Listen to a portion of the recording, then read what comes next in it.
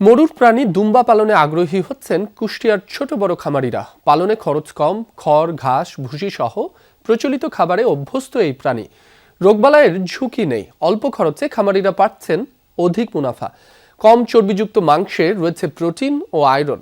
প্রাণী সম্পদ অফিস বলছে, খামারিদের পাশে আছেন কর্মকর্তারা।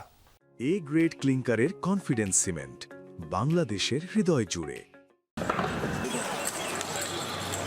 বছর খানেক ধরে কুষ্টিয়ার মিরপুরের 7 মাইল এলাকার খামারি রাকিবুল ইসলাম দুম্বা পালন করছেন। আপনার মহিষের যে দাম আর দুম্বাও সে একই দাম। মহিষের বাচ্চা দুধ ছাড়লে 1 লাখ টাকা, আবার ঠিক দুম্বার বাচ্চা দুধ ছাড়লেও 1 লাখ টাকা। খাওয়ারও কম লাগে দুম্বার, আবার যা দেয় তাই খাই। প্রথমে শুধু মহিষ পালন করতেন রাকিবুল, কিন্তু দুম্বা পালনে নেই বাড়তি কোনো ঝামেলা। তাই খামার আরও বিস্তৃতের পরিকল্পনা তার।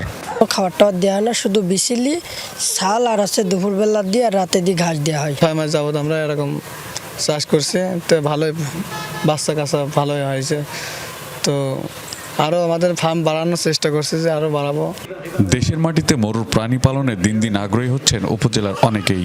জানান, এমনিতে সারা বছর দুম্বার মাংসের চাহিদা কম বেশি থাকলেও কোরবানি ঈদের সময় তা বেড়ে যায় কয়েক গুণ। খুব উন্নতি জিনিস। টানা 2টা কিনছিল, তারপর থেকে অনেকগুলো বাচ্চা দিয়েছে। এখন দেখছি বাংলাদেশে অনেক ভালো হচ্ছে, তবে আমরা বুঝতে পারছি যে আগামীতে আমরা চেষ্টা করব। একটি দুম্বার বাচ্চার বাজার মূল্য বর্তমানে লাখ টাকা, পূর্ণবয়স্ক হলে বিকায় 3 থেকে 4 লাখে। তাই খামারিদের দুম্বা পালনে নানা পরামর্শ দিচ্ছেন প্রাণী সম্পদ অধিদপ্তরও।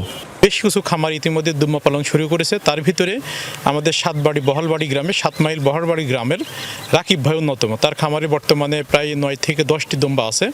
আমরা সবসময় তাদের খামারে নিয়মিত পরিদর্শন করি, যোগাযোগ রাখছি এবং বিভিন্ন পরামর্শ প্রদান করছি।